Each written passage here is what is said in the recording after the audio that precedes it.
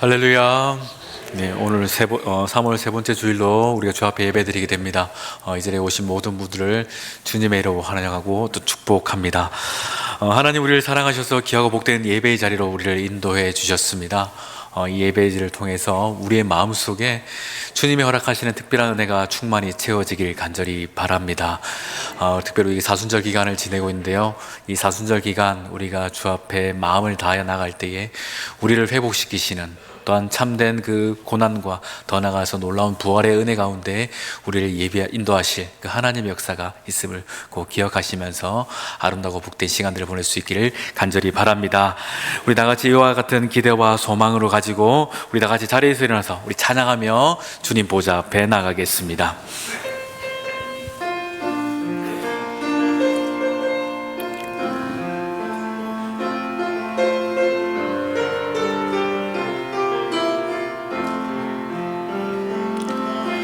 완전하신 나의 주, 그의 길로 날 인도하소서. 행하신 모든 일 주님의 영광 다 경배합니다. 예배합니다. 찬양합니다. 주님만 날 다스리소서. 예배합니다. 찬양합니다. 주님 홀로 높임 받으소서.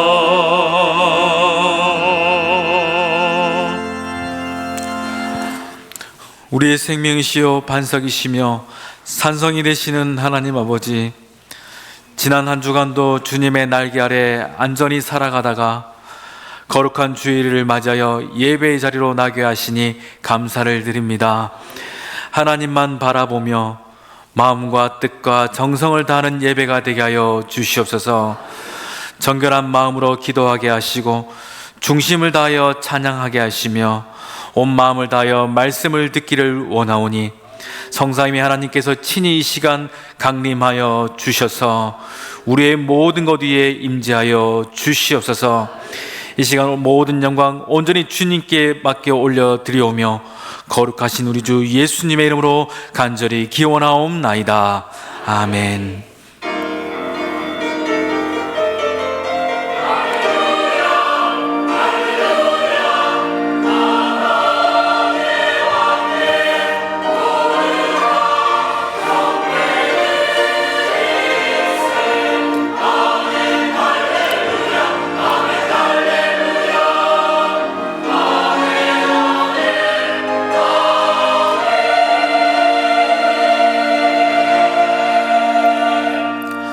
이 시간 한 주간을 돌아보며 하나님과 나만이 아는 죄를 고백하는 참회의 기도를 드리겠습니다.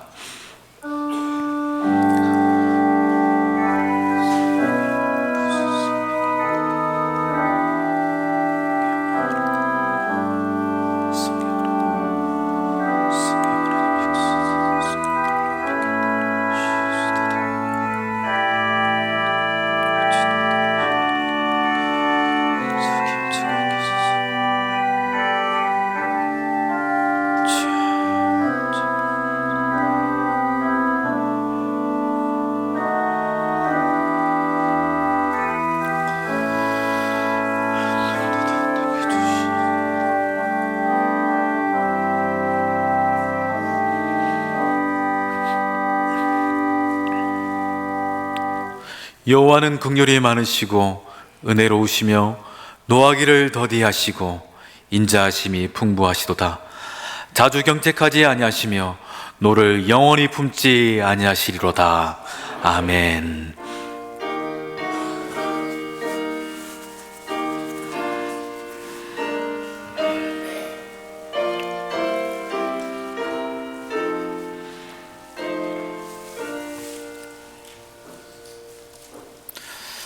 하나님이여, 사슴이 시냇물을 찾기에 갈급함같이 내 영혼이 하나님 곧 살아계시는 하나님을 갈망하나니 사람들이 종일 내게 하는 말이 내 하나님이 어디 있느뇨 하오니 내 영혼아 내가 어찌하여 낙심하여 어찌하여 내 속에서 불안해하는가.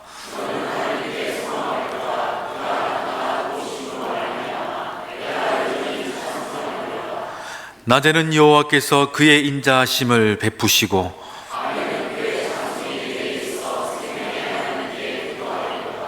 내 반석이신 하나님께 말하기를 어찌하여 나를 잊으셨나이까.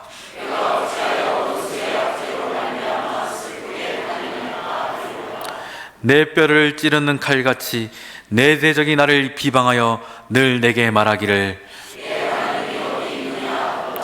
내 영혼아 내가 어찌하여 낙심하며 어찌하여 내 속에서 불안해하는가. 또 십으로 말미암아 내가 여전히 찬송하리라. 아멘. 나는 전능하신 아버지 하나님 전지의 창조주를 믿습니다. 나는 그의 유일하신 아들 우리 주 예수 그리스도를 믿습니다.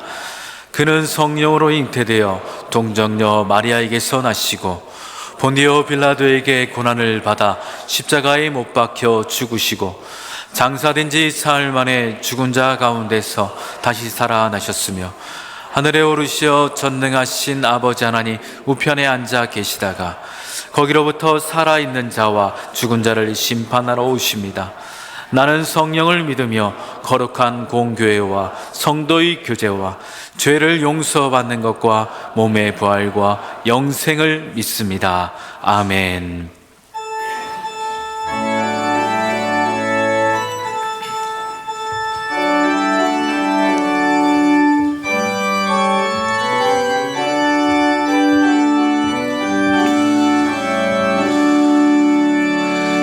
샤론의 꽃 예수 나의 마음에 거룩하고 아름답게 비소서. 내 생명이 참 사랑의 향기로 하늘마다 풍겨나게 예수 샤론의 꽃 나의 맘의 사랑으로 비소서. 샤론의 꽃 예수 이 세상에서 어느 꽃과 비교할 수 있으랴.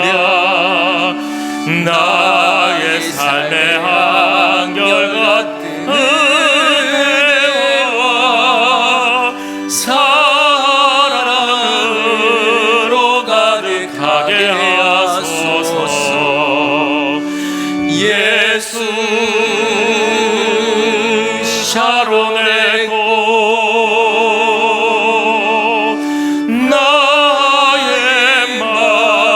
사랑으로 비소서.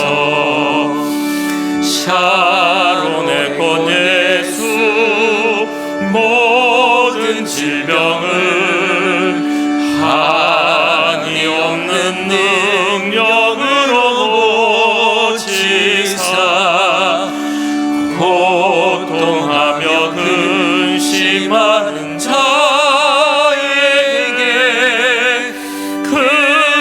힘과 소망 내려주소서. 예수 샤론의 꽃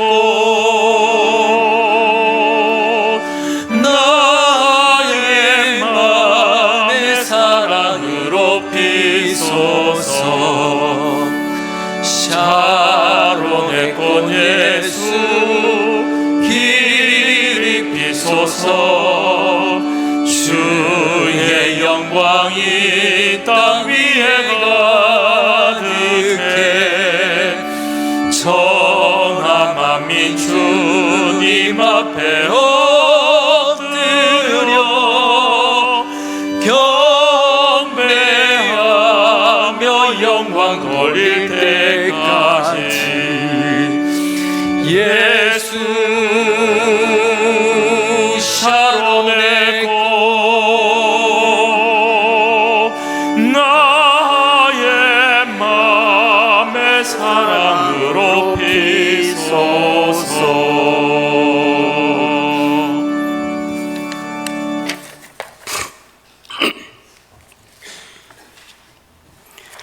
사랑과 은혜가 풍성하신 하나님 아버지, 겨울의 흔적이 점차 사라지고 봄 기운이 완연해지는 이 계절에 저희가 다시 한번 주님을 기억하며 예배의 자리로 나아갑니다. 사순절을 지나며 주님의 십자가 사랑을 더욱 깊이 묵상하게 하시니 감사를 드립니다. 만물이 소생하는 이때에 저희의 신앙도 새로워지게 하시고 메마른 심령이 주님의 은혜로 촉촉히 적셔지게 하시옵소서. 거룩하신 하나님 아버지, 저희의 연약함을 고백합니다. 입술로는 주님을 사랑한다 고백하면서도 세상의 유혹 앞에서 쉽게 흔들리고 기도와 말씀보다 자신의 뜻과 욕심을 앞세운 모습들을 보였습니다. 용서하여 주시고 저희의 마음에 정결하게 하여 주시옵소서. 사순절을 보내며 날마다 십자가 앞에 나아가게 하시고 주님의 사랑을 깊이 경험하며 더욱 주님께 헌신하는 삶을 살게 하여 주시옵소서. 주님, 이 나라와 민족을 긍휼히 여겨 주시옵소서. 혼란과 갈등 속에서도 하나님의 공의가 바로 세워지게 하시고 이 땅의 지도자들에게 지혜를 주셔서 국민을 정의롭게 섬기게 하여 주시옵소서. 특별히 어려움과 소요 속에 있는 이웃들을 돌아보게 하시고 특히 이 지역에서 온유교회가 빛과 소금의 역할을 감당하여 세상의 희망이 되게 하여 주시옵소서. 온유교회를 위해 기도합니다. 주님께서 세우신 온유교회가 복음의 능력을 힘입어 더욱 견고하게 서게 하시고 말씀과 기도로 충만한 공동체가 되게 하여 주시옵소서. 성도들이 서로 사랑으로 연합하게 하시고 모든 사역이 주님의 영광을 드러나게 하여 주시옵소서. 또한 우리의 사랑스러운 자녀들을 기억하여 주시기를 원합니다.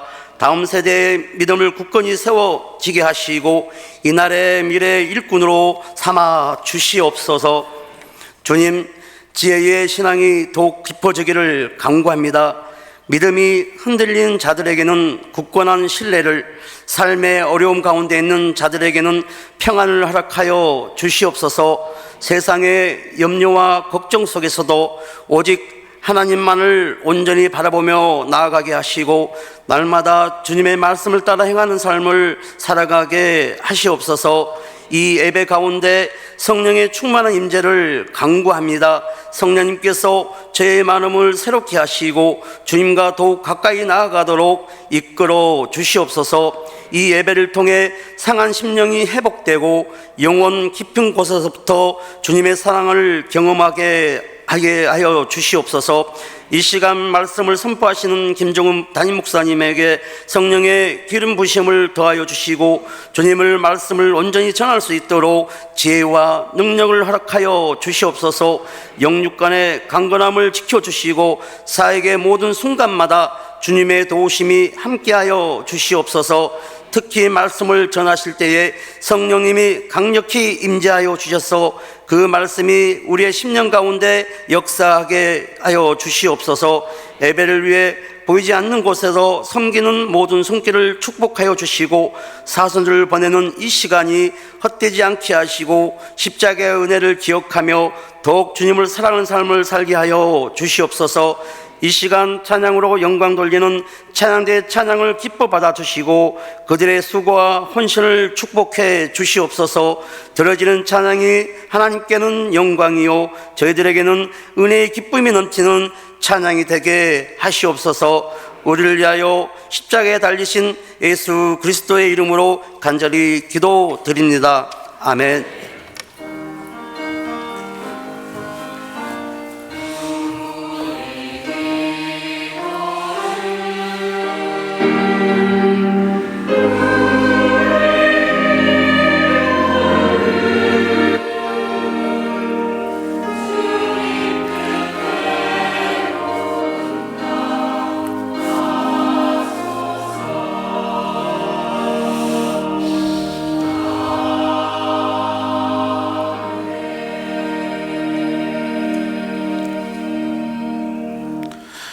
이 시간 우리에게 주시는 하나님의 말씀은 베드로전서 2장 4절에서 10절입니다. 신약성경 베드로전서 2장 4절에서 10절의 말씀을 저와 여러분이 한 절씩 교독하시고 마지막 절은 합독합니다. 사람에게는 버림바 되었으나 하나님께는 택하심을 입은 보배로운 산돌이신 예수께 나아가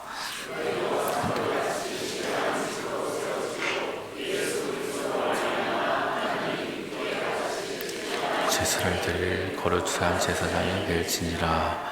성경에 기록되었을 때 보라, 내가 택한 보배로운 모퉁이 돌을 시온에 두노니 그를 믿는 자는 부끄러움을 당하지 아니하리라 하였으니,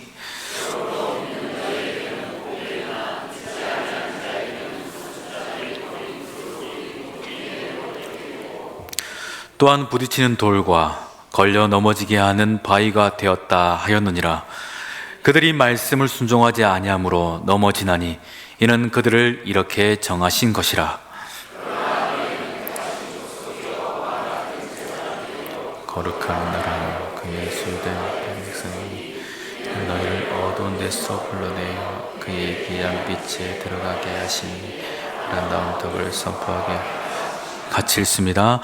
너희가 전에는 백성이 아니더니 이제는 하나님의 백성이요 전에는 긍휼을 얻지 못하였더니 이제는 긍휼을 얻은 자니라. 아멘.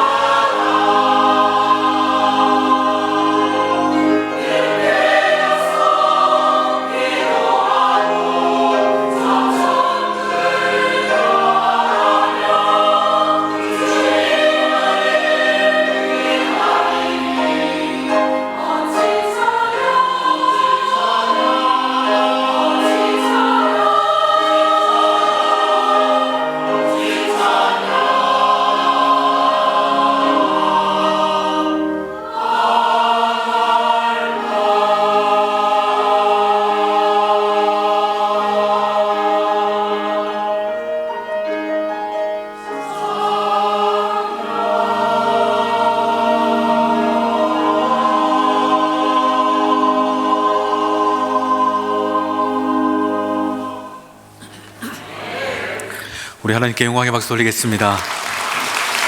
하나님께서 우리 호산나 대의 찬양과 아멘으로 화답하는 성도들의 믿음을 기쁘게 받으신 줄 믿습니다. 기도합니다.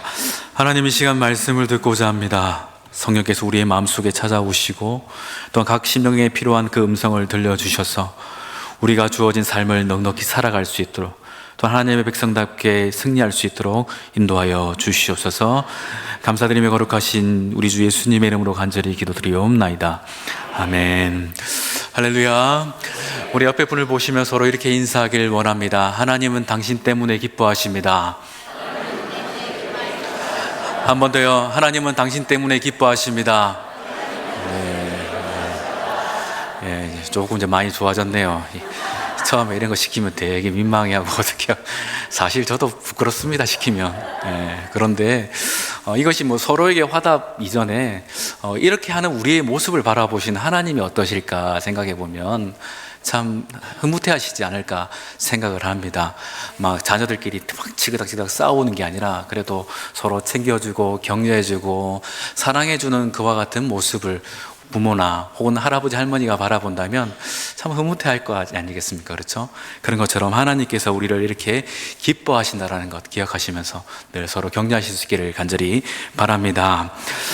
우리 성도님들이 자녀들을 다 키워보셨고 또 요즘은 이제 할머니 할아버지가 되셔서 뭐 손주들도 키우고 하시는데, 참 이렇게 아이들을 키워가면서 가장 감격스러웠던 여러 가지 사건들이 있지만 제 기억 속에도 하나가 있는 것이 있는데, 그것이 무엇이냐면 저희 큰아이가 이제 걸음걸이를 시작할 때였던 것 같습니다.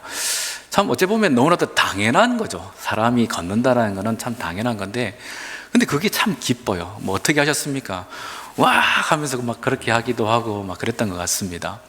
그래서 제 이전에 이제 저희 큰아이가 이제 걸음마를 잘 이제 좀 아장아장 걸어갈 때에 여전히 불안하지만 경주에서 그 고무단지 주변에서 이제 막 신나게 행복하게 걷는 그 모습을 제가 영상으로 담아 놨거든요.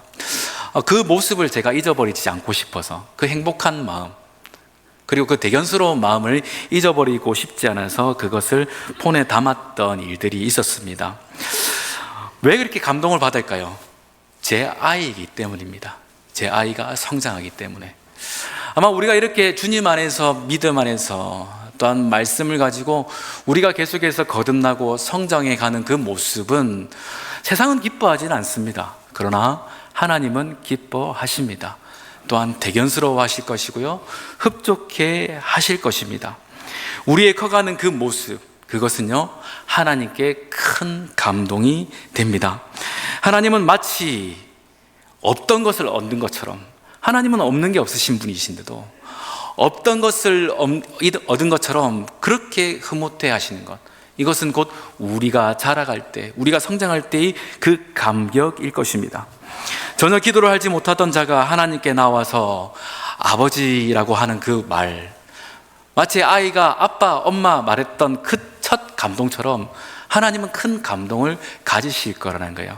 아마 그 시간들, 그때를 기억하시면서 내 자녀가 나를 처음으로 아버지라 부른 때라 하시며 하나님은 크게 기억하실 것입니다. 우리는 지금 사순절 릴레이 기도를 계속하고 있습니다.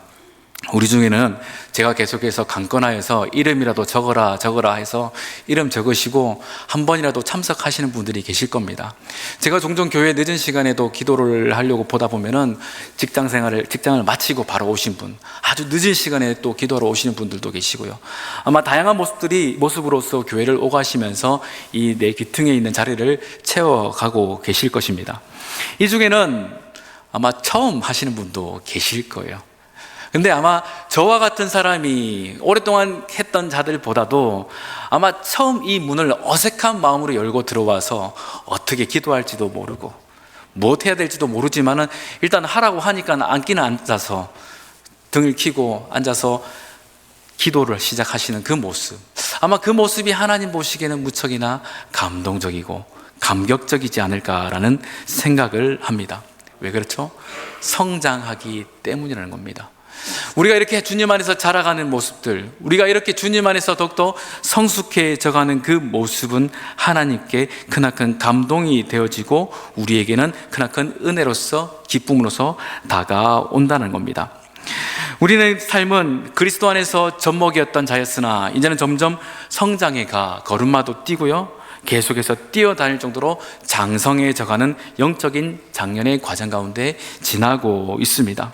하나님은 우리를 바라보시면서 큰 기대가 있다는 것을 여러분 꼭 잊지 않으시기를 바랍니다. 아마 이런 경험이 있으실 겁니다. 내 늘 품속에 있던 20년을 자라왔던 내 아들이 이제는 국가의 부름을 받아서 새로운 곳으로서 나아가야 될 때, 그 가는 여정을 내심 덤덤하게 바라보지만 한편으로는 걱정도 되기도 하고 근심도 되기도 할 것입니다.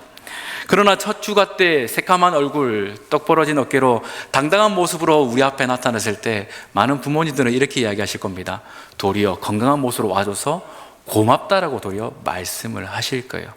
이처럼 우리가 하나님 앞에서 이렇게 든든한 모습으로, 당당한 모습으로 세상 가운데 살아갈 때, 또한 이렇게 모여서 주님을 예배하는 이 모습은 하나님이 무척이나 대견스러워 하시고 또한 기뻐하시는 일들이라는 것입니다. 그러니 우리는 지속적으로 성장해 갈 자들이고 성장하고 있음을 우리는 잊지 않아야 됩니다. 이와 같은 자라감을 통해서 하나님은 기대가 있고 또 하나님께서 바라시는 놀라운 원대한 일들이 있음을 우리는 바라보고 또한 기억하게 될 것입니다. 그런데 이렇게 성장하는 우리의 삶 가운데 또한 맞이하게 되는 것은 무엇이냐면 여러 가지 역경이고 고난들입니다. 인생이 생각처럼 풀리지 않는, 그리고 취업의 문을 열리지 않아서 자포자기하는 자녀들을 바라보는 그 부모의 마음과 같이 하나님께서는 이 땅 가운데 여러 가지 어려움과 힘듦으로 근심하는 자녀들을 바라보시는 그 마음은 아마 동일할 것입니다. 그러나 우리는 계속해서 거듭남, 하나님께 앞에서 새로운 인생을 살아가는 자들로서 그와 같은 어려움, 그와 같은 역경, 그와 같은 힘든 일이 있다 할지라도 그 속에서 주님께서 예비하신 특별한 은혜의 역사가 있음을 우리 모두는 믿어야 할 것입니다. 하나님은 우리가 성장하고 있다 말씀하시며 또한 그것 또한 형통이라 말씀을 하십니다. 우리는 침대야에서 누워있는 자들이 아닙니다. 이제는 젖먹이처럼 그저 누워있는 자들이 아니라 이제는 성장하고 하나님의 일들을 나타내면서 더욱더 하나님다워져가는, 예수 그리스도다워져가는 모습으로 성장해 가고 있다는 것을 여러분 믿으시기를 바랍니다. 이것이 우리에게 주어진 아름다운 일들이며 주님께서 이루고자 하시는 성장, 곧 형통의 모습입니다. 우리는 계속해서 지금 베드로전서의 말씀을 나누고 있습니다. 사실 이 베드로전서의 말씀은요, 소아시아에 흩어져 있는 교회 성도들을 향하여 쓴 글입니다. 이 글은 학자들에 의하면 주후 64년에서 한 68년경 쓰여졌다고 하는데, 이때가 어느 때냐면은 여러분이 잘 아는 로마의 네로 황제가 통치하던 때입니다. 네로라는 황제 우리 잘 아시죠? 기독교인들을 극악적으로 핍박했고 괴롭혔던 황제가 바로 네로입니다. 로마에 큰 화재가 일어났을 때에 그 책임을 자기가 지키지 않기 위해서 그 책임을 기독교인들에게 전가하여서 그들이 불을 질렀다라는 루머를 퍼뜨려 핍박당하게 했습니다. 어떤 이는 이와 같은 일들로 인하여서 불에 던져지기도 하고, 또한 어떤 이들은 사납게 독이 오른 맹수에게 던져져서 찢겨 죽임을 당하기도 했습니다. 또한 어떤 그리스도인들은 몸이 톱으로 잘려 죽기도 했고, 또 어떤 이들은 뜨겁게 녹인 납에 데여서 죽음을 당하기도 했습니다. 또 어떤 이들은 끓는 물에 던져지기도 했고, 어떤 이들은 팔다리가 뜯어져서 죽기도 했고, 어떤 그리스도인들은 말 그대로 산송장과 같이 내장이 다 끄집어내져서 죽기도 했다는 문헌이 있습니다. 예수를 믿는다는 것은 어찌 보면 이와 같은 크나큰 고통인가 하는 의문점들이 이제 이 베드로서가 쓰여진 당시 상황의 성도들의 생각들이었을 것입니다. 정말 이렇게 살아야 되는 것인가? 정말 예수님을 믿고 성장하게 가는 우리의 모습 가운데 왜 이와 같은 어려움과 환난이 부득이하게 찾아올 수밖에 없는 것인가라는 고민과 생각들이 베드로가 바라보고 있는 성도들의 마음 상태였습니다. 그럴 때 베드로는 그들을 향하여서 너희는 누구이며 또한 너희는 어떤 목적 가운데 있으며 더 나아가서 하나님은 너희를 향해서 어떤 기대감을 가지고 계시는가에 대한 분명한 메시지를 우리 베드로서를 통해서 우리에게 분명히 또한 그들에게 전하였다라는 것입니다. 여러분, 우리의 삶 가운데도 역경이 있고 환란이 있습니다. 그러나 그것 또한 우리가 능히 이겨낼 일들임을 믿으시기를 바랍니다. 하나님께서 우리를 택하여 부르셨고 우리를 성장시키시기 때문에 그 일들 또한 하나님께서는 능히 이겨내게 하실 것임을 의심하지 않기를 바랍니다. 우리에게는 약속된 저 영원한 나라가 있고 또 저 천국이 있습니다. 그 나라를 향하여서 우리는 담대하게 나갈 것이니 여러분, 의심하지 말고 주님만 바라보실 수 있는 믿음의 백성들 될 수 있기를 간절히 바랍니다. 우리 본문 4절 5절 말씀 같이 읽겠습니다. 시작.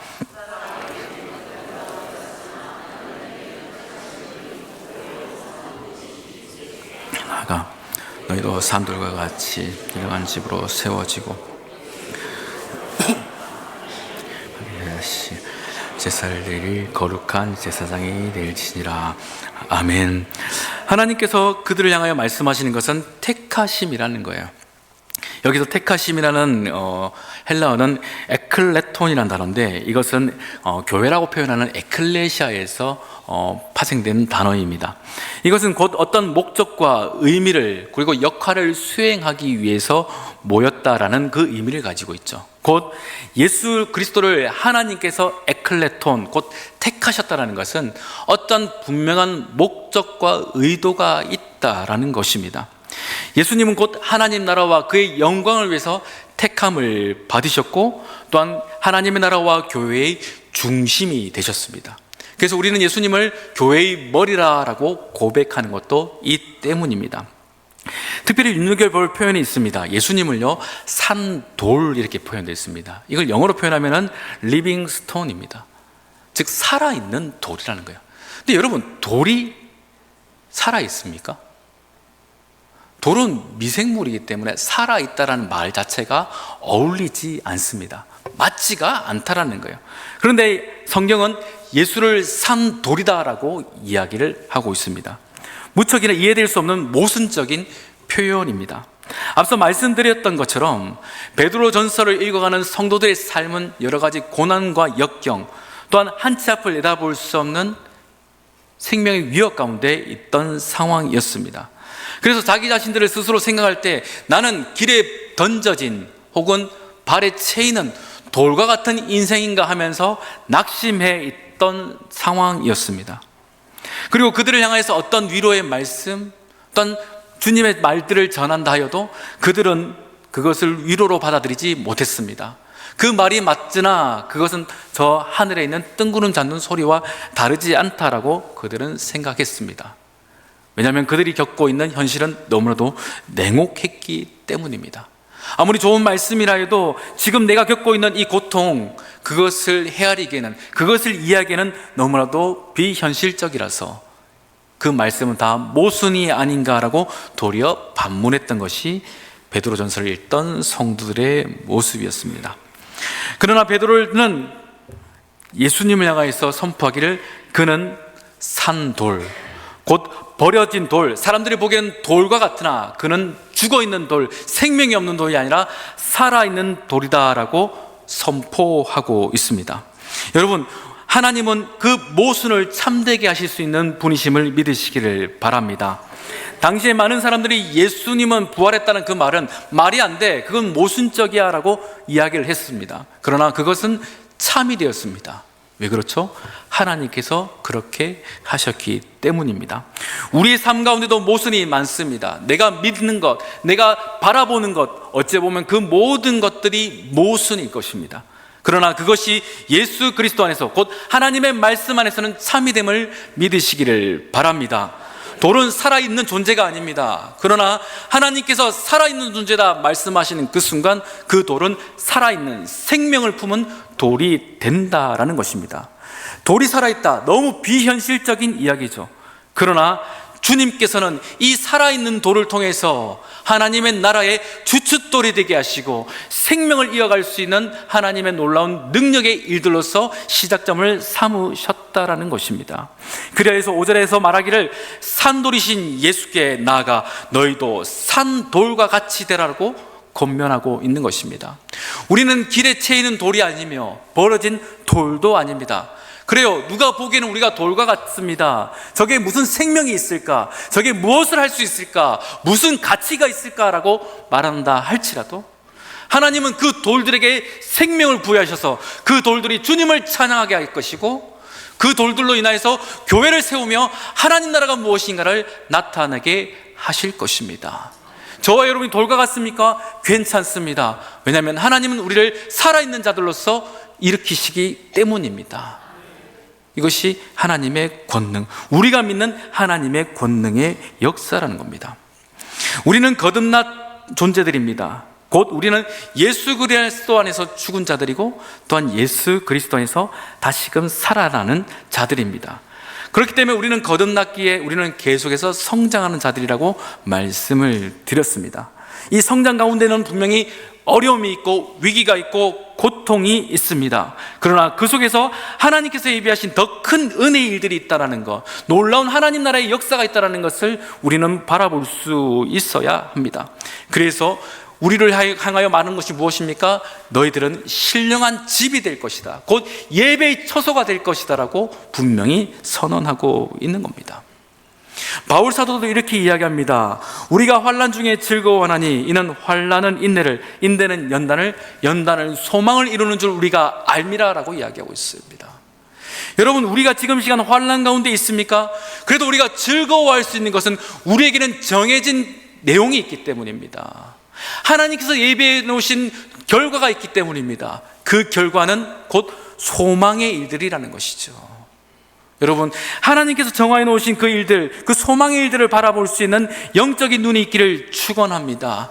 그것이 아무리 내 이성으로 보기엔 모순 같고 사람들이 보기에는 그것이 모순 덩어리라 하여도 하나님의 그 말씀을 여러분 붙들고 그 모순을 믿을 수 있는 우리의 신앙이 될 수 있기를 간절히 바랍니다. 여러분, 그래서 성도의 삶은 이와 같은 모순 가운데서 하나님의 새로운 비전, 하나님의 새로운 역할들을 부여하신다는 거예요. 창세기에 보면 우리 요셉이라는 사람이 있죠. 여러분도 잘 아실 겁니다. 그의 삶이 어떻게 했습니까? 아버지의 사랑을 받다가 형들에 의해서 애굽으로 팔려가게 됩니다. 근데 그 팔려가는 과정, 그 모습을요, 성경은 무엇이라 얘기하냐면 형통하다라고 이야기를 합니다. 말이 안 되죠. 형들에게 버림받고 종으로 팔려가는 그의 삶이 왜 형통하다 말할까요? 간단합니다. 하나님께서 함께 하셨기 때문입니다. 또한 더 나아가서 그 여주인에게 모함을 받아 또한 감옥에 들어가게 됩니다. 그런데도 하나님은 그 속에서 그가 형통하다 말씀을 하십니다. 이유는 동일합니다. 하나님께서 함께 하시기 때문입니다. 여러분, 우리의 삶이 지금 감옥일 수 있고요, 종살이일 수가 있습니다. 그런데 중요한 것은 하나님이 함께 하신다는 것이죠. 요셉과 함께 하셨던 그 하나님, 결국 하나님은 그 요셉의 삶을 통해서 무엇을 이루셨습니까? 애굽의 총리가 되게 해서 온 애굽을 그 가뭄에서 건지시고 더 나아가 그의 아비 집의 모든 식솔들 또한 가뭄에서 건지시더라는 거예요. 이것이 하나님께서 요셉의 삶, 곧 고난 가운데 던져주신, 고난 가운데 허락하신 새로운 비전이라는 겁니다. 여러분, 우리가 지금 시간 고난 가운데 있습니까? 도리어 그 시간 가운데 하나님은 우리에게 비전을 선언하십니다. 너의 삶은 이와 같을 것이다, 너의 인생은 이와 같이 변모될 것이다 라고 주님은 말씀을 하신다는 겁니다. 여러분, 그 음성이 여러분 심령 가운데 들려지기를 축원합니다. 여러분, 주저앉을 것이 아니라 여러분 그 성경 속에서 하나님을 바라볼 수 있는 믿음이 있기를 간절히 바랍니다. 종종 제가 중국과 혹은 북한의 지하교회 성도들의 예배의 모습을 본다고 말씀을 드린 적이 있습니다. 제가 메더니즘에 빠질 때 혹은 나의 예배가 어떠한가를 생각할 때에 그들의 예배의 모습을 보면서 다시금 나의 예배는 과연 하나님 앞에 진정성이 있는가를 되뇌일 때에 그와 같은 영상을 본 적이 있다 말씀을 드렸습니다. 그들은 늘 위협 속에 있습니다. 중국 지하교회 성도들은 공안에게 잡히면 보통 7년에서 10년 정도 감옥살이를 하고요, 선교사들은 바로 즉시 추방을 당한다고 합니다. 북한 선교사님들의 말씀을 들으니 그들은 더 심한 압박이 있고 핍박이 있어서 거의 생명을 이어가기가 어려운 자들도 있다고 합니다. 그럼에도 불구하고 그들은 하나님을 예배하고 도리어 그들은 중국 땅 혹은 북한 땅을 위해서 기도하고 있습니다. 환난 중에서도 고난 중에서도 하나님께서 그들과 함께 하심으로 그들은 더욱더 성장해 갔고 그 성장 속에서 하나님은 그들에게 새로운 비전을 부여해 주셨습니다. 이처럼 우리 교회 또한 하나님께서 새로운 비전을 주셨음을 믿으시기를 바랍니다. 더 나아가서 우리 성도들의 각 삶 가운데, 가정 가운데 하나님께서는 새로운 비전을 주고 계신다는 겁니다. 우리 자녀들의 삶이 때로는 이 세상의 여러 가지 어려움과 불경기 속에서 취업과 또한 학업에 여러 가지 어려움이 있다 해도 그 속에서 하나님의 더욱 놀라운 비전을 발견할 수 있는 우리 자녀들의 인생들이 될 수 있기를 우리 같이 축복하며 기도하길 원합니다. 이러한 같은 비전을 발견할 때 우리의 자녀들은 요셉처럼 하나님께 쓰임받는 자들이 된다는 겁니다. 그러니 우리는요, 이와 같은 상황 속에서 하나님의 새로운 비전을 받은 자들로서 우리는 거룩한 성전, 거룩한 집을 세워서 예배하는 자들로서 우리의 믿음과 우리의 신앙을 주 앞에 올려드려야 하는 것입니다. 우리 기독교 신앙에서는 이처럼 이 예배라는 것은 참 중요한 부분입니다. A.W. 토저 목사님은 이렇게 이야기합니다. 예배는 단순한 의식이 아니라 우리의 존재 전체를 하나님께 드리는 깊은 만남이다라고 이야기를 하고 있습니다. 곧 예배는 하나님 앞에서 우리가 어떤 자인가를 고백하는 시간이고 또한 하나님이 어떤 분인가를 선포하는 시간이라는 겁니다. 우리가 이렇게 모였습니다. 찬양합니다. 여러분의 하나님을 고백하고 선포할 수 있기를 바랍니다. 제가 말하는 그 하나님, 이제는 저의 하나님으로 머물러서는 안 된다는 것이죠. 여러분, 우리 각 성도들의 삶에 하나님으로 고백되고 선포되고 외쳐져야 하는 것입니다. 그 하나님이 우리의 삶의 현장에서 요셉과 같이 또한 우리를 산돌로서 세우셔서 그 일들을 행하신다는 겁니다. 이와 같이 주님을 예배하고 이와 같이 주님과 함께 할 때에 하나님 우리의 삶 가운데 새로운 비전, 새로운 삶의 목적들을 제시해 주시는 것입니다. 사도 바울은 극악한 고통과 괴로움과 어려움 가운데 있는 그 성도들을 향하여서 모든 것이 모순이 아닌가라고 한탄해하는 낙심해 있는 그들을 향해서 새로운 비전을 이와 같이 제시하고 있습니다. 우리 9절의 말씀 같이 읽어보겠습니다. 시작. 그러나 너희는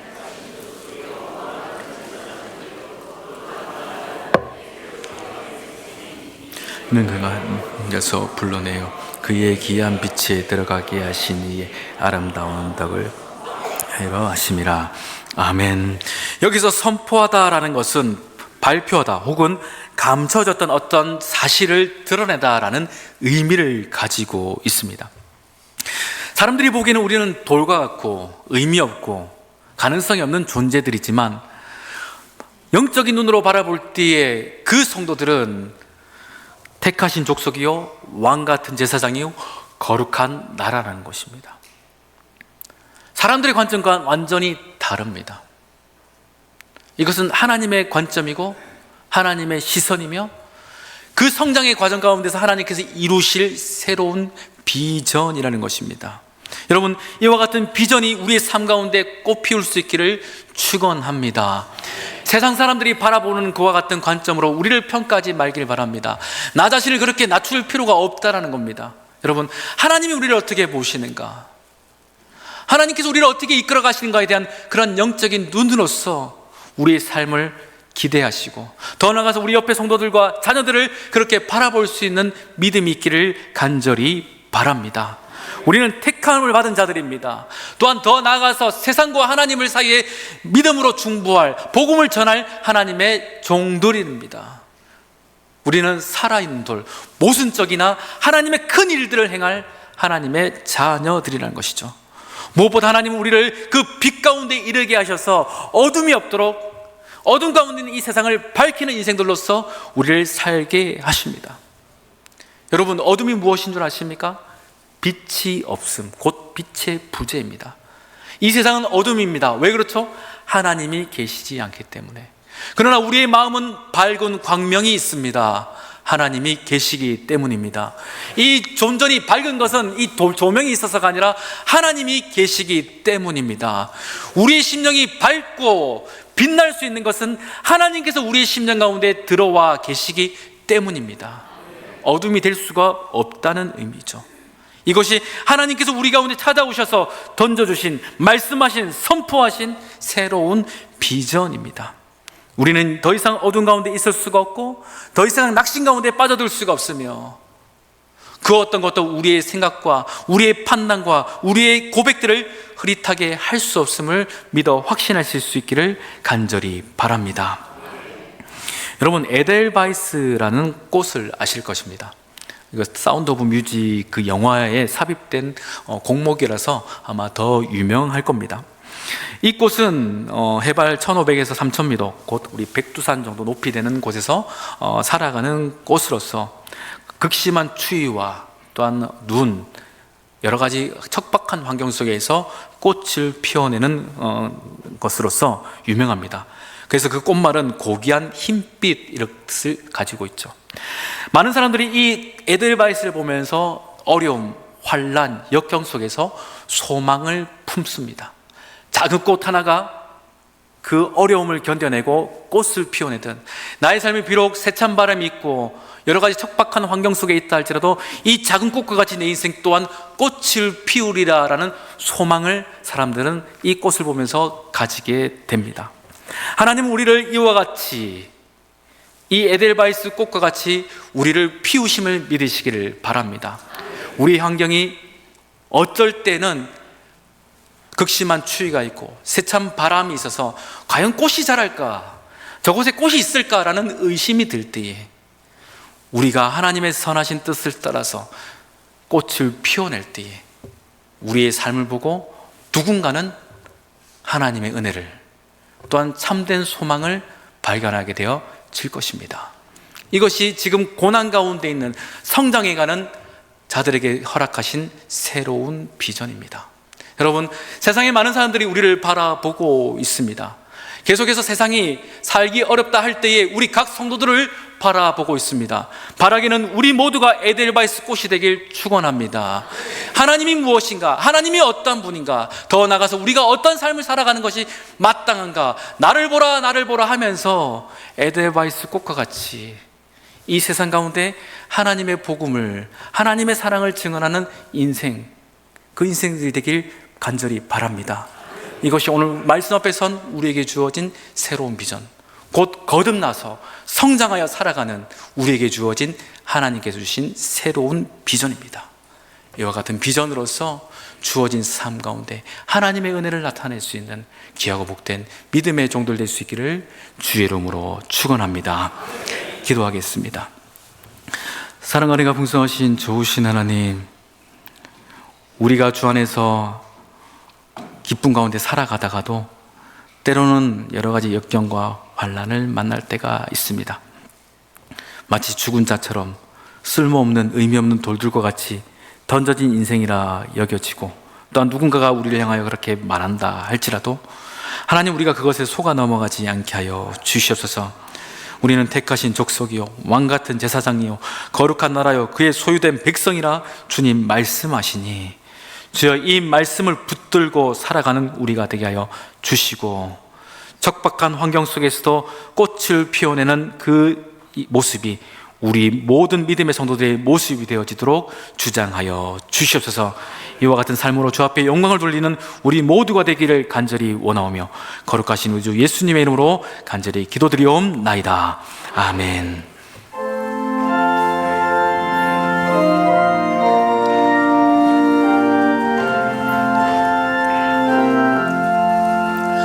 날 대속하신 예수께 내 생명 모두 드리니 늘 진실하게 하소서. 내 구주 예수여, 나 구주 위해 살리라. 내 기쁨 한량 없으리. 내 갈 길을 놓아소서. 내 구주 예수여, 날 구원하신 예수를 일평생 의지하오니 날 영접하여 주소서. 내 구주 예수여, 나 구주 위에 살리라. 내 기쁨 한량 없으니 내 갈 길 인도하소서.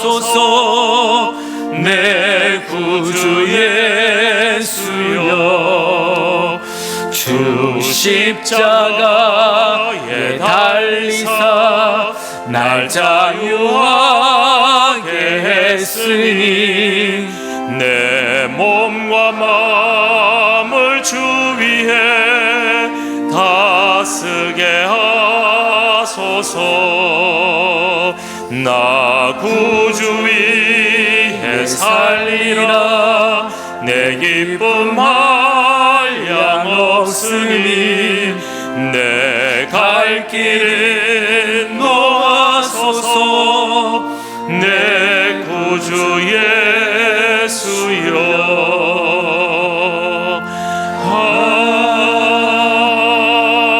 아멘.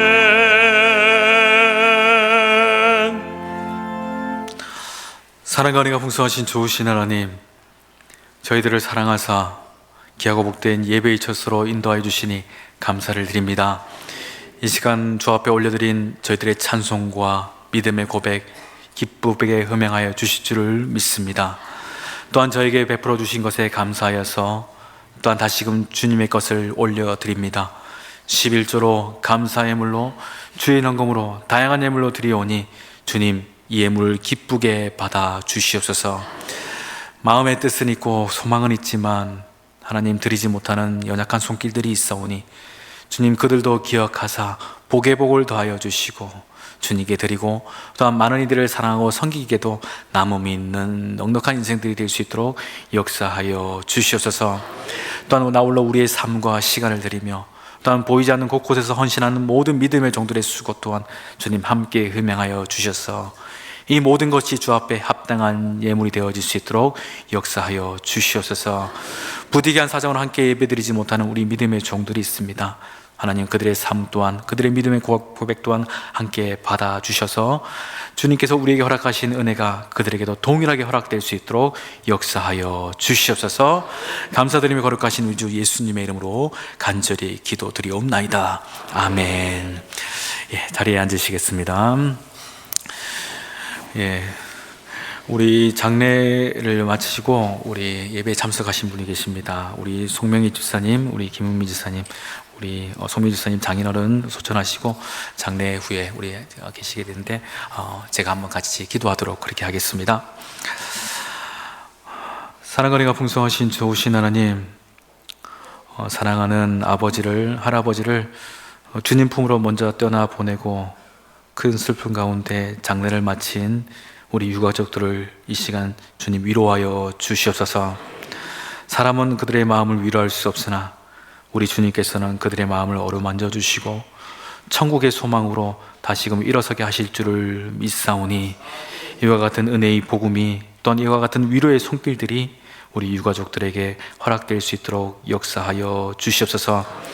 고인이 남겨놓으신 그 믿음의 유산이 우리 모든 유족들에게도 흐르게 하여 주셔서 함께 주님 품 안에서 만날 소망으로서 주어진 삶을 잘 살아갈 수 있는 우리 모든 인생들 되어질 수 있도록 역사하여 주시옵소서. 감사드리며 거룩하신 우리 주 예수님의 이름으로 간절히 기도드리옵나이다. 아멘. 주님의 위로하심 함께하기를 간절히 바랍니다. 교회 소식 전하도록 하겠습니다. 오늘은 사순절 두 번째 주일입니다. 우리를 위해서 십자가에 달려 죽으신 그 예수님을 여러분 꼭 기억하시고 깊이 묵상하시면서 또한 그 이후에 있을 주님의 그 부활의 은혜 가운데 우리가 더욱더 풍성히 들어갈 수 있는 이 시간이 될 수 있기를 간절히 바랍니다. 구역장 기도회 중보기도 권찬의 모임이 오늘 목요일에 계속해서 있게 됩니다. 사순절 정기인 릴레이 기도회가 계속 진행되고 있습니다. 이제 100분이 넘는 분이 참석하고 계십니다. 내 귀퉁이에 이렇게 이제 자리가 비치되어 있습니다. 여러분 정해진 시간에 마음의 뜻을 다해서 참석하시게 믿으시기를 바랍니다. 보통 원칙은 이제 1시간씩 우리가 하는 것으로서 뜻을 정했으나, 목사님, 저는 정말 1시간은 힘듭니다. 드라마는 1시간 봐도 기도는 1시간은 힘들어요 하시는 부분 이해합니다. 그러면 30분 하셔도 괜찮습니다. 우리가 어떻게 다 그걸 맞추겠습니까? 근데 목사님, 저는 1시간이 부족합니다. 2시간 하셔도 괜찮습니다. 예, 우리의 마음의 감동을 따라서 하나님이 기뻐하시는 대로 여러분들이 공동 기도 제목으로 기도하시고, 특별히 여러분의 개인 기도 제목으로 기도하시되 여러분의 그 믿지 않는 가족들을 위해서 특별히 그 이름을 불러가면서 꼭 기도하셔서 그 주님께서 그들을 위해 십자가에 달려 죽으신 그 핏값이 헛되지 않도록 하나님 은혜 가운데 역사해달라고 꼭 기도하시면 우리가 바라고 소원하는 은혜의 일들이 분명히 일어날 줄 믿으시기를 바랍니다. 세례 교육이 있습니다. 우리 교육자들의 안내를 따라서 여러분 참석하시기 바라고, 주보에 이름이 나와 있는데요, 이분들 잘 세례 받을 수 있도록 여러분 꼭 기도해 주시되, 그들이 그 단순히 어떤 그 예전의 형식이 아니라 정말 믿음의 고백으로서 세례 가운데 동참할 수 있는 시간이 될 수 있도록 여러분 꼭 관심 가져주시고 기도해 주시기를 바라겠습니다. 오늘 점심은 우리 성명희 집사님, 김무미 집사님께서 장례 가운데 위로해 주심에 감사하는 마음으로 대접하고 계십니다. 여러분 식사하시면서 꼭 위로와 격려를 해주시기를 바라겠습니다. 이외에 다른 기타 소식은 주보를 참조하시길 바라겠습니다. 우리 모두 자리에서 일어나서 옆에 분을 보시며 서로 이렇게 인사합시다. 우리는 꽃을 피워야 될 에델바이스입니다. 한 번 더요. 우리는 꽃 피워야 될 에델바이스입니다. 꽃이라고 서로 말하는 것이 상당히 오랜만이죠. 그러나 이 설교를 들으신 것 같이 이 꽃이 무엇을 의미하는지, 또한 이 꽃을 생각하시면서 하나님께서 나에게 어떤 기대를 갖고 계시는지를 여러분 꼭 생각하시면서 한 주간 승리할 수 있기를 주 이름으로 축원합니다. 우리 파송의 노래 부르시면서 삶의 자리로 나가도록 하겠습니다.